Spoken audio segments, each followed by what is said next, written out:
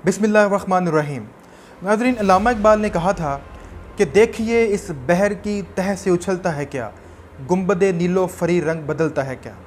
नाज़रीन, तुर्की के सदर तैयब उर्दगान ने तुर्की के शहर इस्तंबुल में वाक़या एक नीले गुंबद वाले म्यूज़ियम को, जिसे हागिया सूफिया या हाय सूफिया भी कहा जाता है, गुज़िश्ता जुमे उस म्यूज़ियम को मस्जिद में तब्दील करने का फ़ैसला कर लिया है, जिसे मुस्तफ़ा कमाल अतातुर्क, जो कि तुर्की का फोर फादर भी है, उसने खिलाफत उस्मानिया के ख़ात्मे के फ़ौरन बाद सन 1935 के अंदर तुर्की को जदीद सेकुलर तर्ज की रियासत बनाने के लिए इस मस्जिद को म्यूज़ियम में तब्दील कर दिया था, जिसे खिलाफत उस्मानिया के 7वें सुल्तान मोहम्मद ने कुस्तुनतुनिया फ़तह करने के बाद इसको मस्जिद में तब्दील कर दिया था।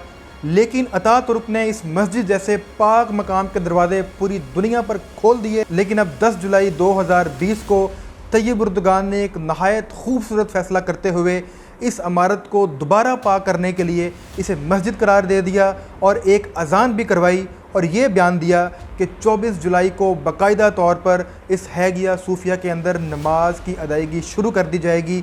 और अल्लामा इकबाल के उस शेर की तस्दीक कर दी कि अब इस गुंबदे नीलो फरी ने रंग बदलना शुरू कर दिए हैं। ये सिलसिला 2 जुलाई को शुरू हुआ, जब तुर्की की सुप्रीम कोर्ट ने यह ऐलान किया कि हमने इस हागिया सूफिया या हाय सूफिया को मस्जिद में तब्दील करना है या नहीं, इसका हम फैसला 15 दिन के अंदर अंदर करेंगे। लेकिन महज 8 दिन के अंदर तुर्की की काउंसिल ऑफ स्टेट ने अतातुर्क के 1934 में किए गए फ़ैसले को मनसूख करके इसे बाकायदा तौर पर मस्जिद करार दे दिया है। अब नाज़रीन, एक तरफ तो तुर्की के जो नॉन सेकुलर लोग हैं, उन्होंने उर्दगान के इस फ़ैसले को दोबारा खिलाफत उस्मानिया की तरफ एक पहला और बड़ा कदम करार दिया है। लेकिन अलमिया ये है कि इसके बरक्स मुस्तफ़ा कमाल अतातुर्क के बाद जो तुर्की के अंदर सेकुलर लोगों की खेप तैयार हो चुकी है, जिनके अंदर तुर्की की टॉप सहाफ़ी बरादरी भी शामिल है, उन्होंने इस फ़ैसले को बिल्कुल मुस्तरद कर दिया है। और उन्होंने ये कहा है कि उर्दगान ने इस फ़ैसले के बाद हमसे एक मुस्लिम सेकुलर नेशन होने का फ़ख्र छीन लिया है और हमारे सर शर्म से झुक गए हैं। और साथ ही साथ मज़े की बात यह है कि नाज़रीन, तुर्की की फ़ौज भी सेकुलर फ़ौज है। शायद वो भी मुझे लगता यही है कि वो भी शायद इस फ़ैसले से नाखुश हों। इसलिए ये कहना कि ये उर्दगान का फ़ैसला खिलाफत उस्मानिया की तरफ एक पहला कदम है, अभी दिल्ली दूर रस्त है।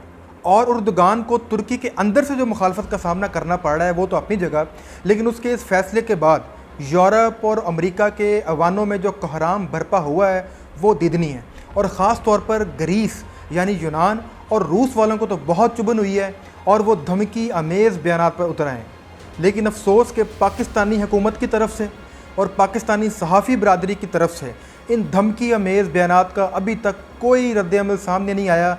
और वो सहाफ़ी बरादरी जो टीवी पर भांत भांत की बोलियाँ बोलते हैं, इस मामले में बिल्कुल ख़ामोश हैं। और गैर मुस्लिम दुनिया का जो रद्द-ए-अमल आया है, काश कि नाज़रीन ऐसा रद्द-ए-अमल मुस्लिम उम्मा की तरफ से भी आता जब बाबरी मस्जिद को शहीद किया गया था।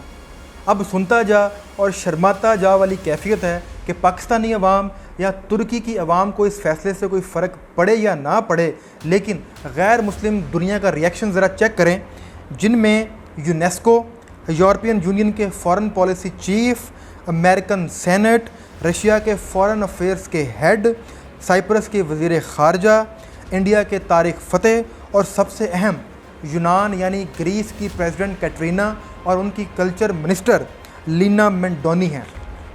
नाज़रीन, इन तमाम लोगों के बयानात का ख़ुलासा ये है कि तुर्की के सदर तैयब उर्दगान को ये हिम्मत कैसे हुई कि इस आलमी सकाफ़ती विरसे को मस्जिद में तब्दील करने की। ये तो रोमन कैथोलिक एम्पायर की यादगार है और यूनेस्को ने शदीद अफसोस का इजहार करते हुए कह दिया है कि हम अपने आइंदा इजलास में फ़ौरन तुर्की पर दबाव डालेंगे और उसे ये कहेंगे कि फ़ौरन अपने इस कदम से पीछे हट जाए। और यूएस सेनेटर्स ने ये धमकी देते हुए कहा है कि पूरी दुनिया की ईसाई कम्युनिटी को बहुत दुख हुआ है, लिहाजा उर्दगान अपने इस फ़ैसले को फ़ौरन वापस ले।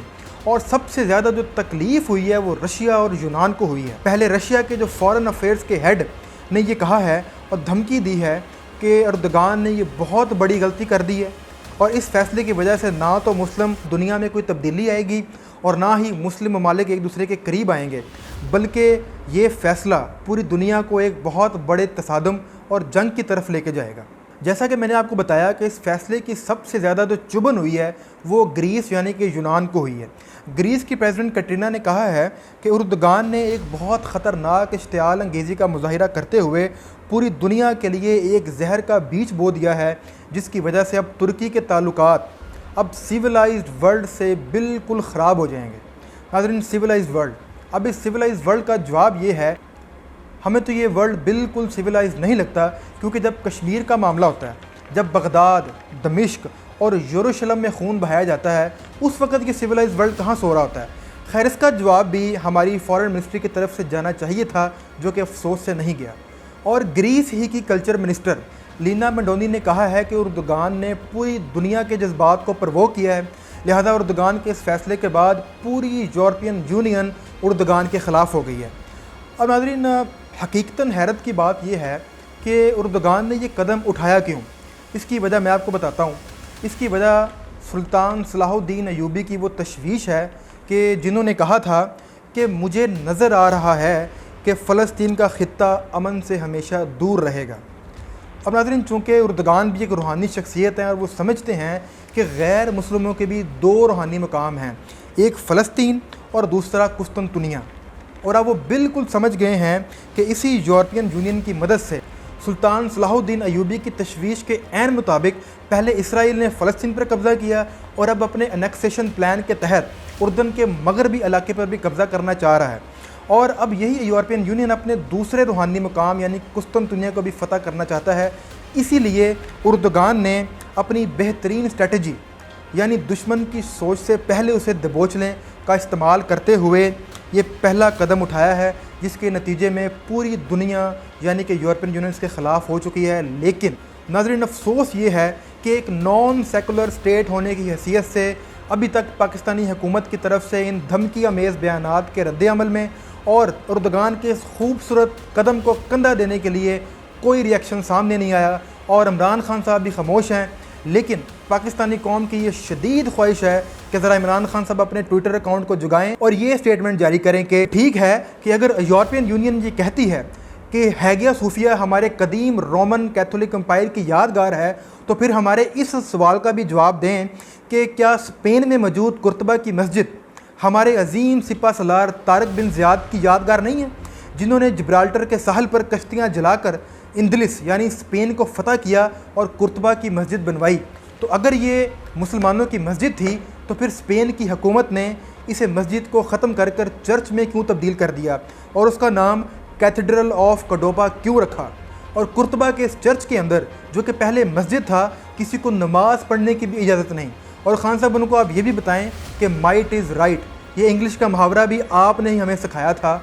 और उनको ये भी बताएं कि जिस तरह तारिक बिन ज़ियाद के बाद ईसाइयों ने स्पेन को फ़तह करके कुर्तबा की मस्जिद को चर्च में तब्दील कर दिया था, बिल्कुल उसी तरह सुल्तान मोहम्मद ने खिलाफत उस्मानिया के अंदर कुस्तुनतुनिया को फ़तह करने के बाद इस हैगिया सूफिया को मस्जिद में तब्दील कर दिया था। तो फिर तकलीफ़ किस चीज़ की है। लेकिन हमारा हाल और अलमिया ये है कि इमरान खान साहब को सिर्फ़ और सिर्फ पाकिस्तान की मईशत बचानी है, जिसके लिए अभी तक वो मगरबी ममालिक से ब्लैक मेल हो रहे हैं। लेकिन खान साहब, आपके लिए अर्ज़ ये है कि आप उस वक़्त तक पाकिस्तान की मईशत नहीं बचा पाएंगे और उर्दुगान की तरह बड़े बड़े फ़ैसले बिल्कुल नहीं कर पाएंगे जब तक आप पाकिस्तान पर मुसल्लत इस घटिया, फरसूदा और गलीज़ पार्लिमानी निज़ाम से जान ना छुड़ा लेंगे, जिसके गज़ब का शिकार सिर्फ़ और सिर्फ गरीब आवाम होती है।